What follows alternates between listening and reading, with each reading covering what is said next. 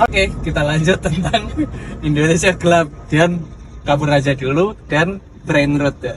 Terkait brain rot, mungkin ini akan jadi lanjutan kontenku yang sebelumnya tentang brain rot. Terkait kabur aja dulu itu sebenarnya yaitu jadi poin positif dan negatif ya. Dan semuanya sebenarnya bisa jadi positif tergantung gimana kita menyikapinya.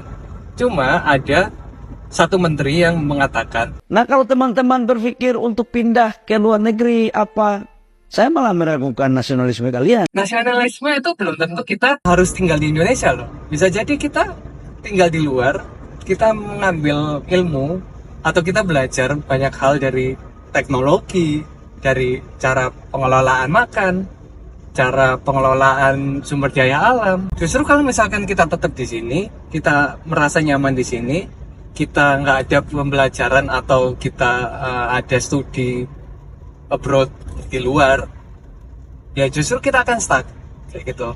Nah, bisa jadi kita kabur aja dulu ke luar negeri, kita tetap menjadi warga Indonesia tanpa harus pindah WNA. Kan itu sebenarnya nggak masalah juga kayak gitu loh. Kita ngelihat tren itu kan pastinya, ngelihat dari misalkan kita udah pindah terus ngelihat oh Indonesia menjadi lebih baik nih sekarang, ya kita bisa kembali, terus kita bisa menerapkan ilmu yang kita pelajari hasil dari kerja kita di sana untuk diterapkan di Indonesia. Banyak kok contohnya, misalkan sebelum ada tren mobil listrik itu ada Ricky Elson loh. Itu Ricky Elson itu putra terbaik di suatu perusahaan di Jepang, itu menerapkan bisa membuat mobil listrik yang mana waktu itu ditemani oleh Dahlan Iskan.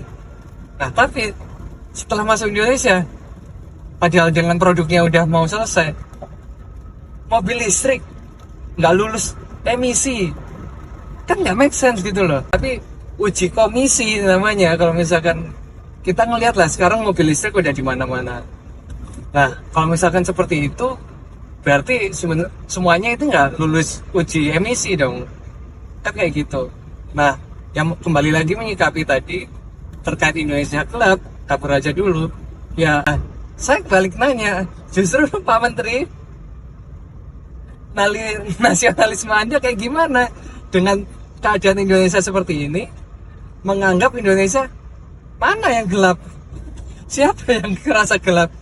Ya justru Anda merasa di tengah hingar-bingar kehidupan Anda dari hasil duit rakyat yang akhirnya Anda ambil.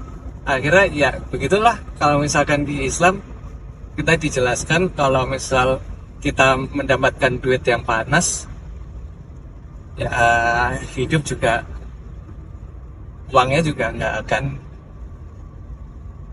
kesimpan sih. Gitu.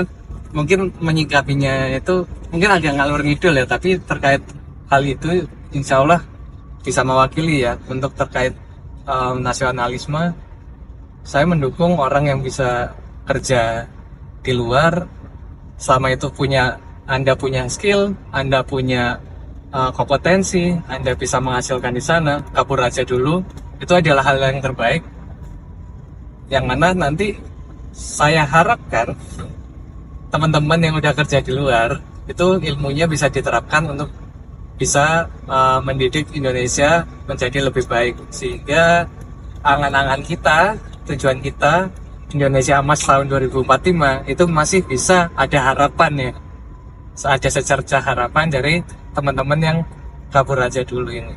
Sekian, terima kasih. Indonesia terang.